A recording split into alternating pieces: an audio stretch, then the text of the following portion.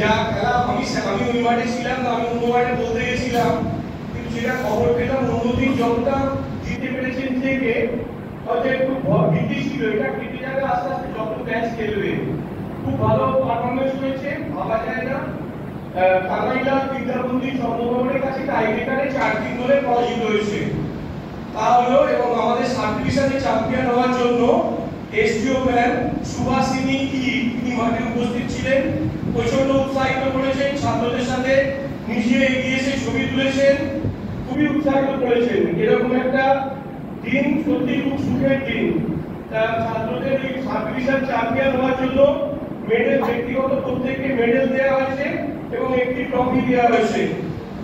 সত্যি স্বামী চিফ সর্বানন্দজি প্রত্যেককে মেডেল পরিয়ে দিচ্ছেন।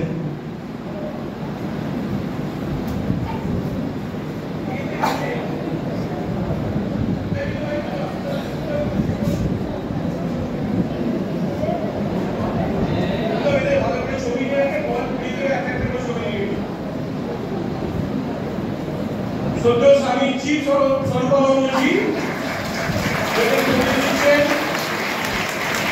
ছেলেদের বলবো ভয় পেও না, এগিয়ে যাও, তোমার যে কথা বললেন সামনে আরো বড় ম্যাচ রয়েছে, যত খেলবে দিদি কেটে যাবে। আমাদের এই সাফল্যের পিছনে যে দুজন মানুষের সব থেকে বড় ভূমিকা রয়েছে, এডিদা এবং কেটিদা।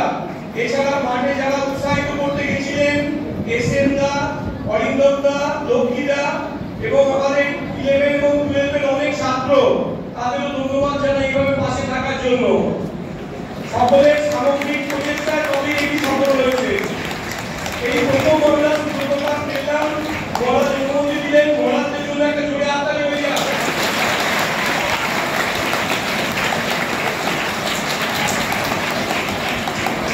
এবং মেধাইটা তো মনে করে দিই, এই কানাইলা বিদ্যাবন্ধী এরা আবার ফাইনালে মোটামুটি খেলেছে, গেলে হুগলি যেটা সদর বলি আমরা, তাদের কাছে টাইব্রেকারে পরাজিত হয়েছে, সদর কোয়ালিফাই করেছে। তারা এবার ক্লাস্টারে যাবে, সেখানে সমস্ত জেলার সাথে ওই নম্বর পদ্ধতিতে খেলা হবে।